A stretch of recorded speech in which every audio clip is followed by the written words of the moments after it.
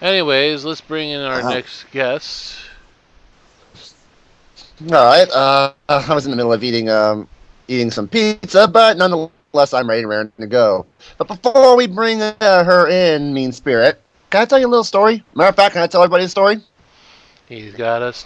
Hello? He's going to tell. He's going to tell. He's going to tell. He's going to tell. He's going to tell the story to us. Take it away, Tbone.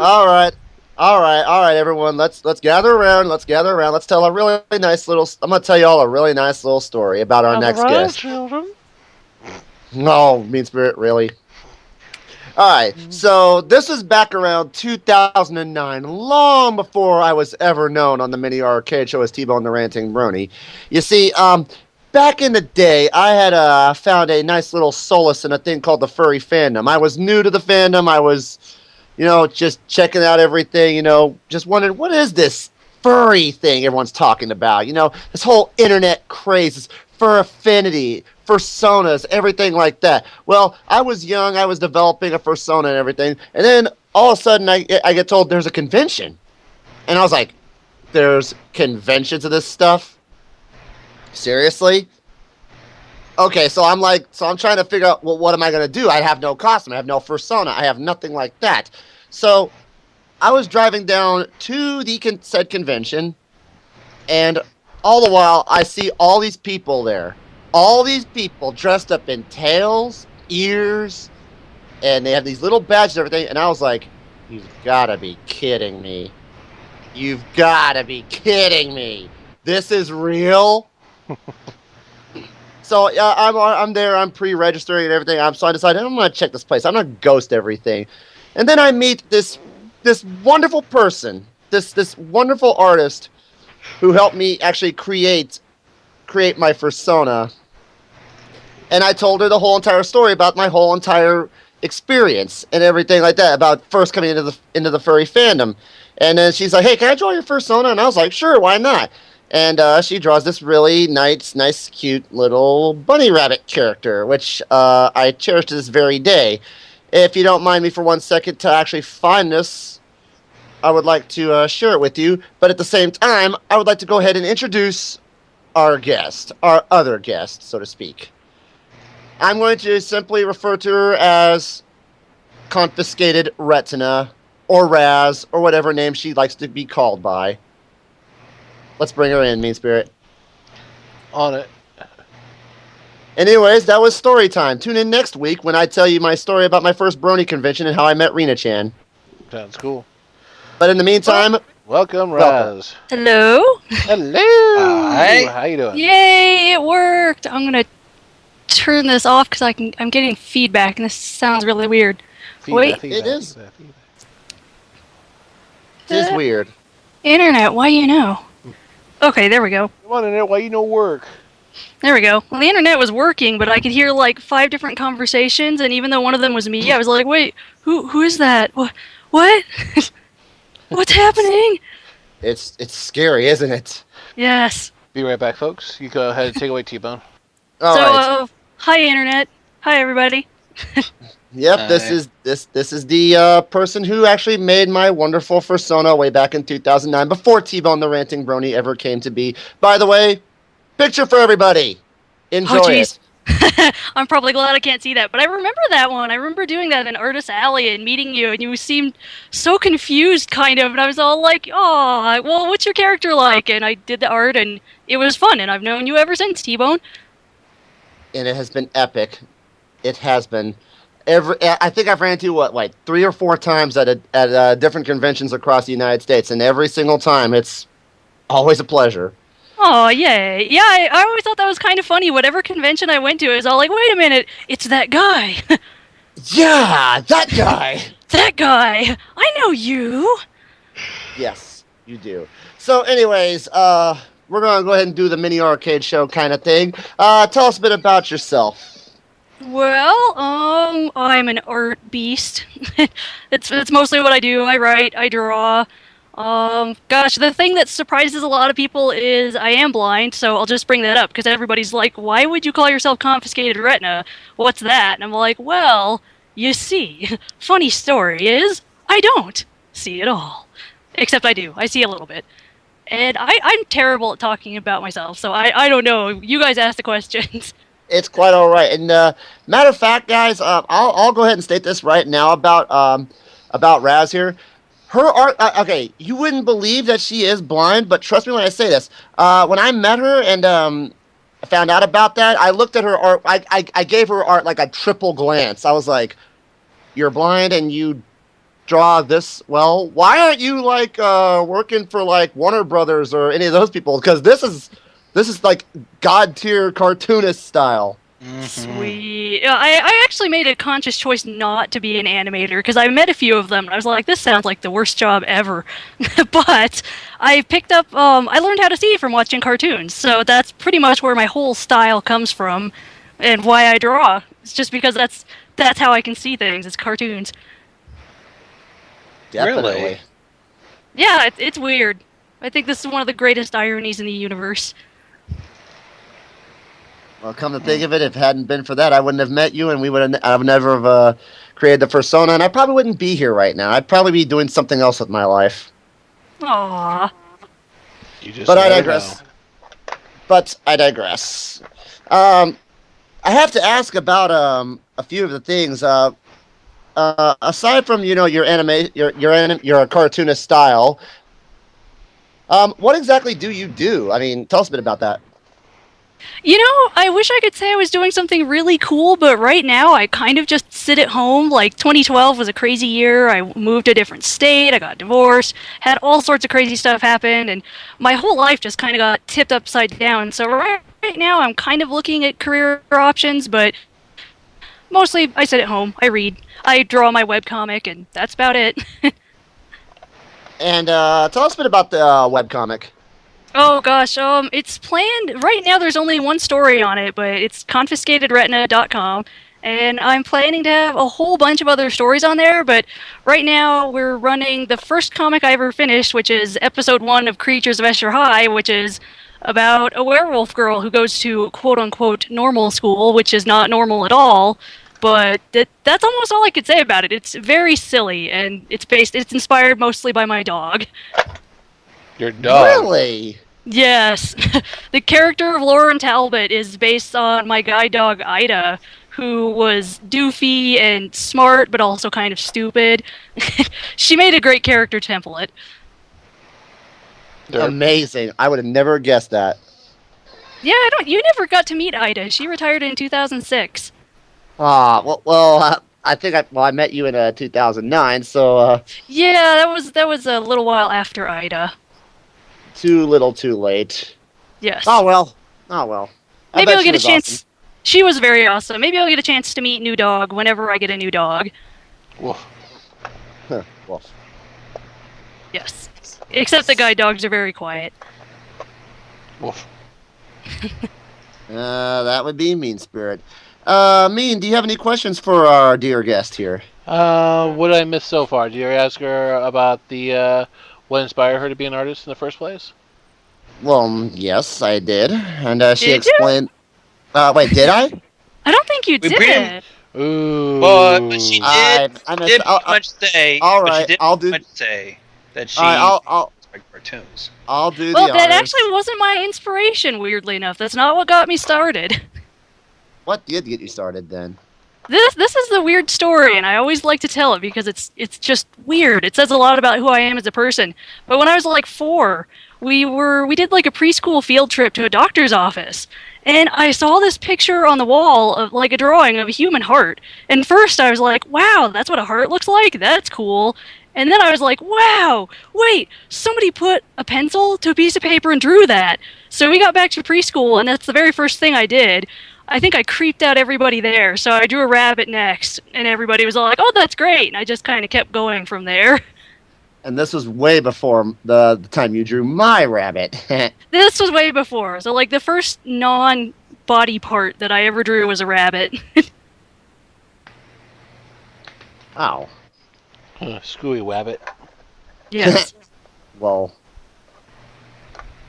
But I did take a lot of inspiration from, like, I grew up watching Looney Tunes and a lot of Warner Brothers. I would watch anything animated, so that probably has something to do with it, too. Probably more likely. yeah, quite probably. Yes. Yeah, with indubitably. Yes. You're quite. That's quite. Mm. I should Yes. say, a puzzle. Daffy Duke. Yes. So, anyways, so your inspiration came from the human heart. Yes, it did. Wow, human anatomy. Who knew? I've always been kind of eclectic, and I've got sort of this layman's passion for science and history and ancient religions, all the sorts of things you wouldn't really expect of a cartoonist, but there you go. For science. Yes, science!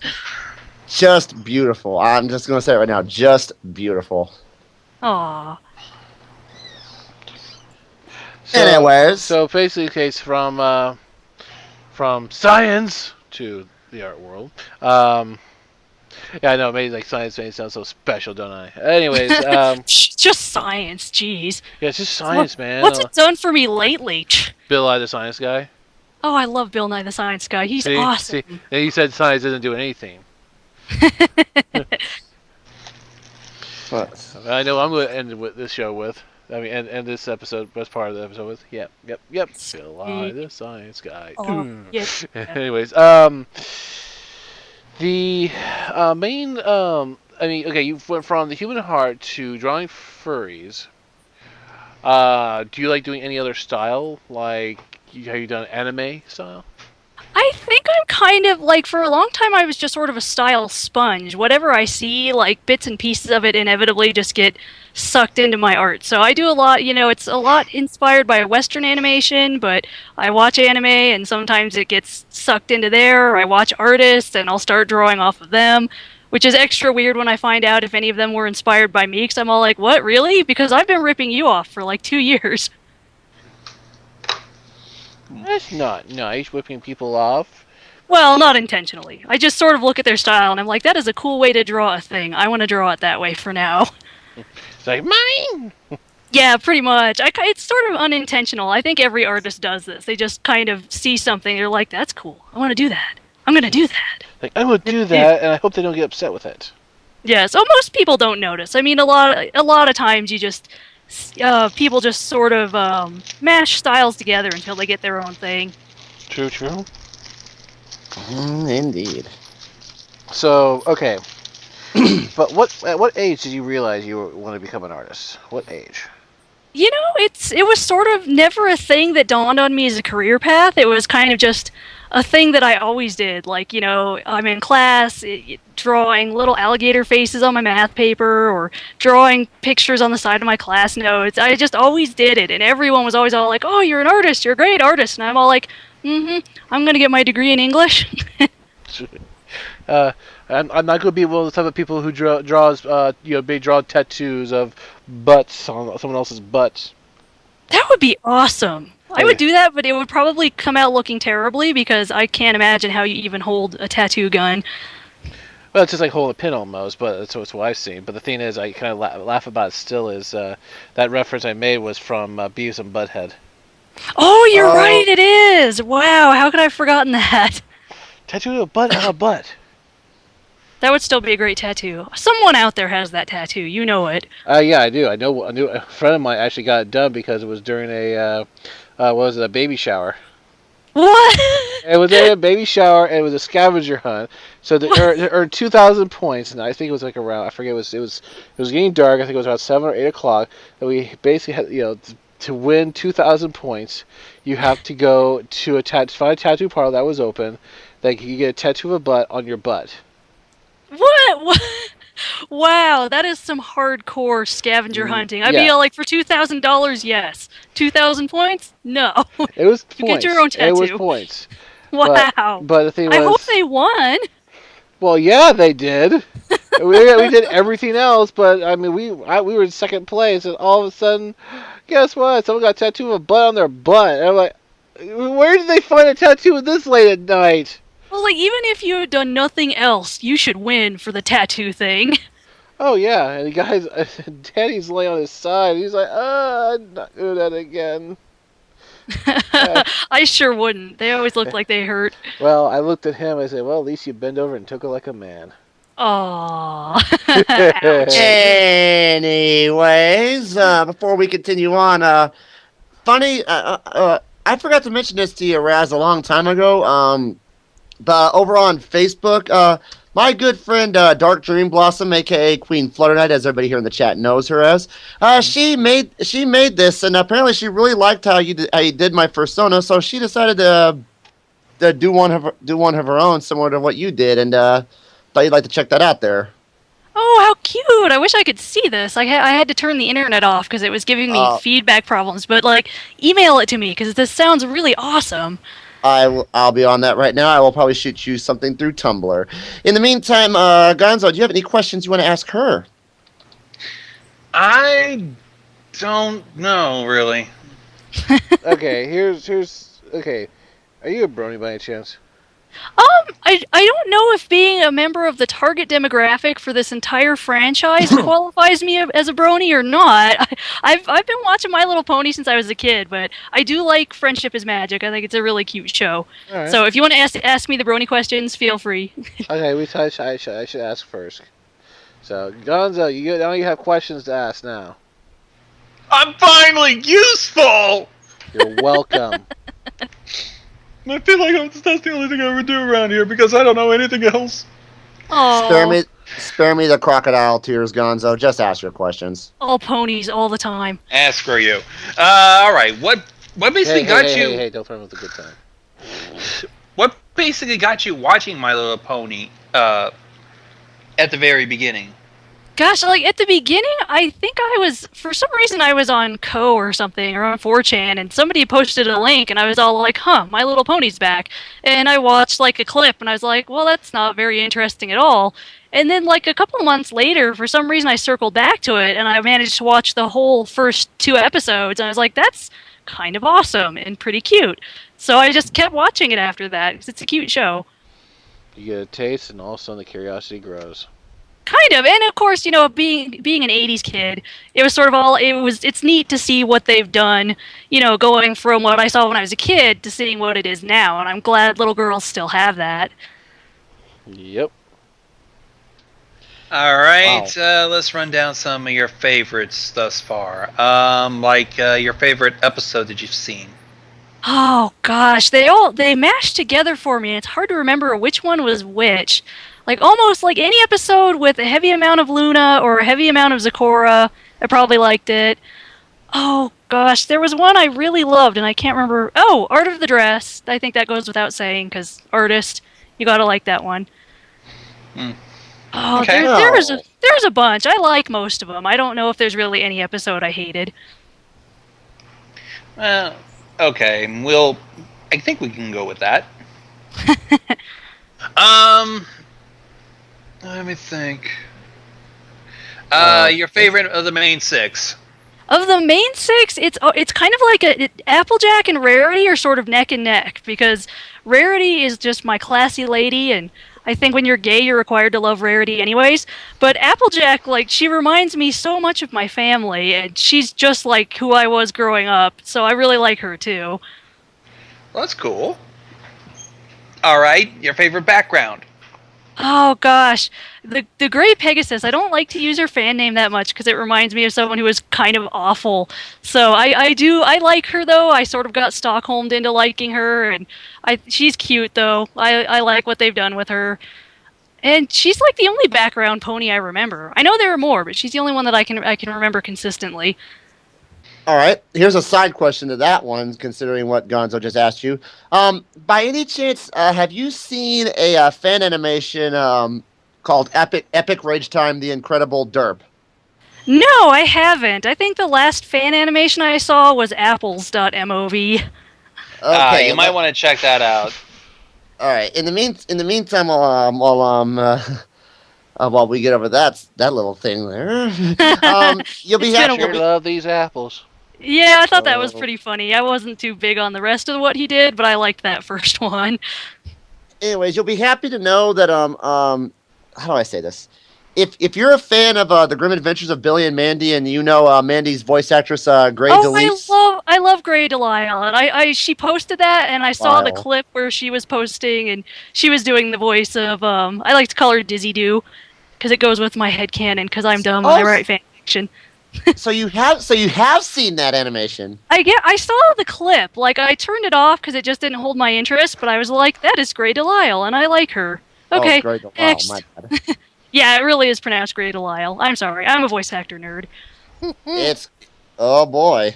Let me tell you about my passion for Cree Summer. Oh boy. I kid, I won't do that to you. Oh boy. Alright. Anyways, moving along. All right, now let's get on to more favorites, like your favorite princess thus far. It's gotta be Luna, but it's kind of close because I love Celestia. She's like this, the lonely cat lady is my idea of Celestia. She just seems so sweet and she just wants friends.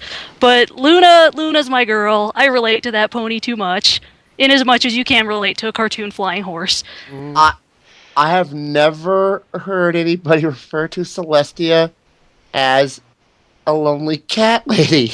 The episode with the Phoenix, she totally had the, I'm so lonely and all I've had to talk to that I can relate to for 1,000 years has been my friend, this Phoenix. Yes, she speaks Phoenix. AKA my cat. Yes, I made a reference to Amy's Bakery. I speak Oh. feline. Mew, mew, mew, mew, mew, mew. I don't think I've even ever heard of Amy's Bakery. Let's not, because Okay. let's say there's bad reputation. Let's make a long story short. It was in Kitchen Nightmares, and it was the only one that Gordon Ramsay ever walked away from. End of story. Oh, yeah. I never watched Kitchen Nightmares because Gordon Ramsay was too angry. This one he had a reason to. Yeah, Hell's Kitchen is where he's always angry. However, in some other instances, like a few Kitchen Nightmares, he's helping them by giving them advice, even though he's cruel about it. But he has to be cruel because it's necessary because they're not going to listen to anything else but yelling. Also British. Yeah, Yes, and but- also there is another show through the BBC called Gordon Ramsay's F Word. I did see several clips of him with a couple of the hosts from the show I was watching, Top Gear. He's very when he's not like screaming at a bunch of noob cooks, he's relatively nice. That's usually how it goes with TV. I mean, I've seen oh, okay, good. I saw something on my screen. I was like, what was that? But I've seen the Mythbusters in person, and they're not really like they are on TV at all. It's usually editing. Yeah, it is. They're pretty cool. I met them in person. Yeah, they are cool guys. Well, because I used to work at the aircraft carrier in the USS Hornet in Alameda at the Abetta Naval Station, and that's where they do their sort of experiments. Well, they were doing about the impact of a boat off of a crane. Oh, And nice. I was watching it from the flight deck, and I was like, "Oh, they're dropping something there! Whoa, dude!" And we went over there. There's Adam and I can't even say his other name. Jamie, yeah. I was keep on saying Amy, but it's Jamie. But I saw him there. Of course, security was there, but we just kind of waved towards them, say hi. They, oh hey, what's up? Come over here. It's like, hey, you want a piece of a boat? And we're like, no, we don't want to take trash home with us. So, Aw. I didn't meet them, but I was like 5 feet away from them at Comic-Con, which like made my whole weekend. So I thought that was pretty cool because those guys are awesome. they are. They sure are. So, anyways, so Luna, is your best princess. Yay! Luna wins. She's just too cute, and the Equestria voice, and the fact that she was a villain and she's a reformed villain. I like those kind of characters. A reformed villain with this much volume. Yes. All right, now speaking of villains, what about favorite villain? Oh gosh, I think favorite villain is like a toss. I guess Gilda kind of counts as a villain, but if we want real villain, it's got to be. Oh gosh, Nightmare Moon and Chrysalis are sort of a toss-up. Those two are both really great. Yeah, It's hard. It's hard to pick between the pony that inspired fear for 1,000 years, and the one that was just freaking creepy in that one episode. And I loved her song. Oh boy. It's a toss-up. So okay. It is. So it's a tie. Chrysalis All right. and Nightmare Moon. Excuse me. Yeah. Sorry. Okay. Now, least favorite character I bet I'm going to bring the whole fandom down on me, but I gotta say it. I just don't care for Discord. I don't think he's that great. John Delancey is awesome. Discord, eh. The episode where he became a good guy was pretty funny, but as a villain, I just wasn't impressed. The only thing I have to say about that on the defense of Discord, he played pretty much the same character that he did in Star Trek. Pretty much, and I love Q, but honestly, like Q as a cartoon horse thing, it didn't really come off that well. It was like really watered. It was like watered down Q, and I was all like, meh. No, it was safe for kids type of thing, instead of his usual antics of basically bringing sombreros and and bikini women around Commander Riker type of thing. Trying to have sex with Captain Janeway, that sort of thing. What about Jean-Luc Picard? Didn't he at one point was in the same pit as he was? Yeah, just to scare him, just to go like he's like, huh, and also looks over and says, "Oh, wait, what?" I remember that episode. I don't think I've seen that one yet. I haven't seen, I'm lacking on my Star Trek, and I need to build it up. It's called Second Chance or something like that, but this is where Q gets a second chance to redo history if he doesn't get stabbed in the heart. So basically, he kind of changes it, but he says like, "No, give me another chance. I'll prove that that I would still make the same decision over again if I actually had to to do it all over again." So he proved it, that he stood up for what was right, because he knew that second person that he recreated, it might not make the decision. He just said, that's not me. That's not the true me. That can't be me. That person that person is a fake, is a fraud of me. Huh. So it's like, you know what? He's right, because deep down inside, he took risk, but always just stood up for what was right, and basically that's what was him the whole entire time. So yeah, if you had a second chance, you'd do it all over again. Same risk, same everything. Aw, I gotta watch that episode. I gotta watch more TNG. Yeah. I'm mostly caught up in Voyager because that's my show. Okay. I know. Since it's on the subject of Star Trek Next Generation, one question: have you seen The Inner Light? The Inner Light? No, I don't think I have. I've only seen most of TNG I've seen. I saw when I was a kid, and then I've seen 2 episodes since. All I remember is that Geordie LaForge was cool and Wesley Crusher was awful. Shut up, Wesley. Yeah, pretty much. I watched an episode when I was with my grandma, and it was mostly about Wesley, and I was like, really? Really? No one really cared about Wesley. No. It was always the same thing. Shut up, Wesley. Yeah, Wesley didn't even like Wesley. I know. But he was arrogant in what was the weakest link? Oh my God! Yeah. Try to hit up on the actress who played B'Elanna from Voyager. Oh my God! Her. He was trying to hit up on her, and she walked away pissed. Oh, she should. She was. She said she was hitting on me, and my husband was there. Oh yeah, no, you go, Roxanne. You tell Will what for. Oh, she told her, off camera. It's like, damn. I hope he loses. He's an arrogant little, you know what? Wow. But you'll be happy of who won. Oh, really? Who won? Geordie. Sweet. LeVar Burton's the best. Oh yeah, he was given the most hardest question. All of a sudden, for some reason, you're like, oh God, he doesn't have this one. He can't have this one. There's no way he has this one. He hosted Reading Rainbow. How could he not? And all of a sudden, it's like, he had it. He had it. What the hell? It's like Razz just said. All those years of doing Reading Rainbow. Yep. Yes. You work on PBS, you're automatically a genius. Yes. I mean, come on, Mr. Wizard. Oh, yeah, yes. Oh, I remembered a My Little Pony villain I liked even less than Discord. And, what's her name? Something Tiara and her friend Silverstone. Diamond Tiara, yeah, the rich ponies that are so mean. I'm not the biggest fan of the CMC, but I can't stand mean kids. And I didn't like those two. They're such rich little snots. Bullies. Yeah, I don't like bullies. Yeah, who does not like bullies? It's just like bullies. Just you need to find a better hobby to do. Pretty much. I don't think even bullies like bullies. I think they would do it because they take their frustration out of from themselves and society. But there are those bullies who are mentally disturbed and like to do it just because they get a thrill out of it. Yeah, but that does tend to be rare. A lot of times bullies are bullies for a reason, usually because they're being picked on, which is unfortunate. I hope we solve that problem. Anyways, But I think I don't think that's going to change anytime soon because we still live in the me generation. yeah, we might get past it. Oh, I think T-Bone's got questions. Yes, Steve does yeah, have questions. Questions. yeah, That's yes. what that circle thing was. We are not doing Superminds right now. Oh yeah, that's right. We just kind of wandered off. I have the ADD and it spreads to It's everyone in my it, vicinity. it's understandable. It's all understandable. Maybe like T said, we'll save it for a Superman episode. We'll invite you along on that one. That would be awesome. Now that I have the Skype. All right. Huzzah! I have to ask a few questions now, and this is not pony related. This is actually a very interesting story to say the least.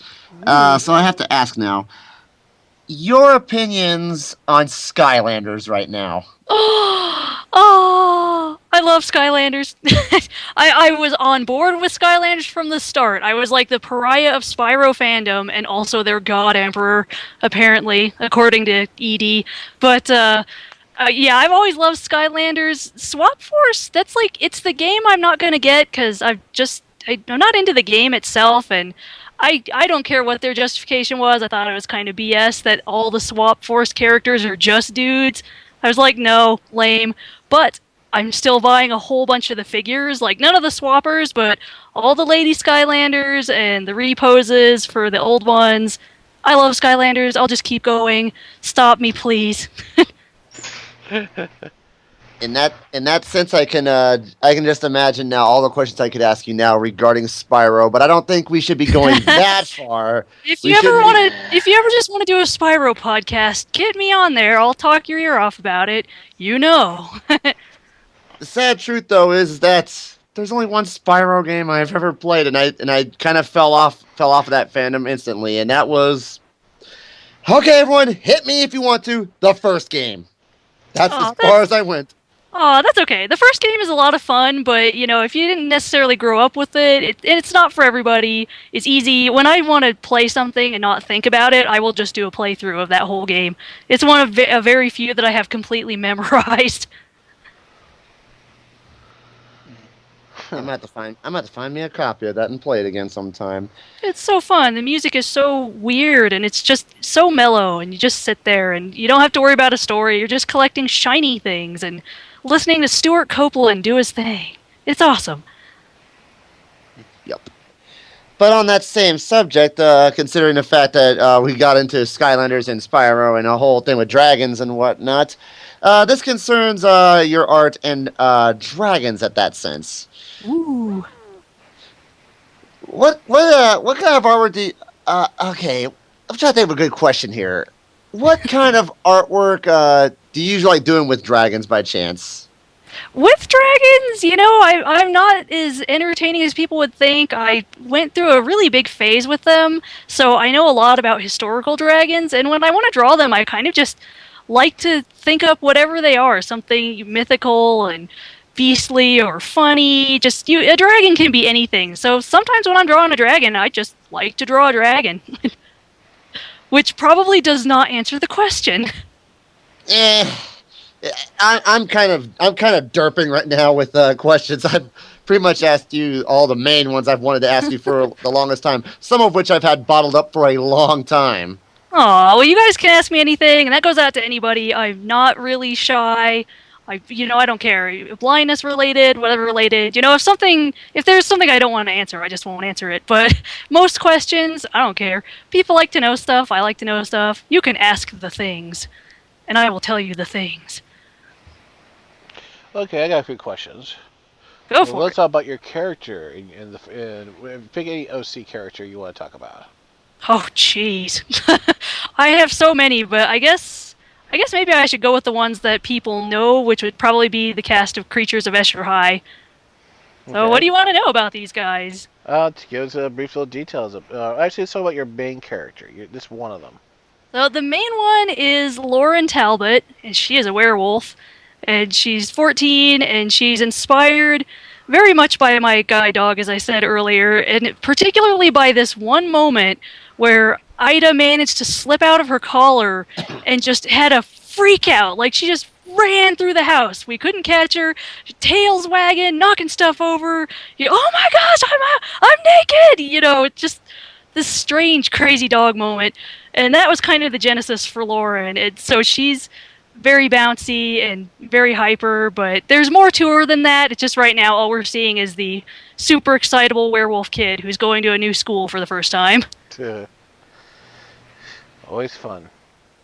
Oh yes, I enjoy doing that comic a lot. It's very silly. Where do you see the comics going in the next, I don't know, a few years? Or maybe 6 months to be precise? The next 6 months we're going to be wrapping up the first episode of Creatures, and my first graphic novel that right now is only halfway done, but that's still 68 pages, will be showing up on the site, which is a completely different story, because I can't do the same story all the time. But for fans of Creature, you'll be happy to know that I have, 6 ideas written out and some scripts, so there will be more episodes of Creatures, but in between them, they're long-form stories. Very cool. Nice. Yes. Well, before we wrap up on this part of the interview, before we ask the last question, I have a question for you. Yes. Because since we'll be taking a nice little musical break, I'm gonna play Bill I the Science Guy, the Gundam style version. Oh, sweet! I forgot that was a thing. But the thing is, I'm going to give you 3 choices of songs. Ooh. You have Night of the Klingons, Captain Kirk Climbing a Mountain, and the Jean-Luc Picard song. I got played out on the Jean-Luc Picard song. Is the Captain Kirk Climbing the Mountain, is that the actual William Shatner spoken word song? Yeah. Oh yeah, play that one. That song is so great. Okay. I've reached the top of the mountain. Captain Kirk is climbing a mountain. Why is he climbing a mountain? So anyway, that song is great. So the last question would be, if you have any words of wisdom to pass on to other artists out there, what would it be? Just keep going. The only difference between any beginner and me is just time. So, if you think, don't let people knock you down. If you keep practicing, you'll get good at it, because art is not a thing you're born with, contrary to popular belief. It's a thing you learn and a skill that you can pick up. So just, maybe if you're feeling bad, just keep going. Don't let anybody tell you suck, because you don't. Everybody has to start somewhere, and anybody can be great, and they should be. Right. Flutter Knight really needs to meet her. Yep. So that being said, thank you very much for being on here. Well, thank you guys for having me. Yeah, I will probably. Wait! I gotta ask. Oh. I gotta ask the question. I gotta ask the question again. Are you open for commissions?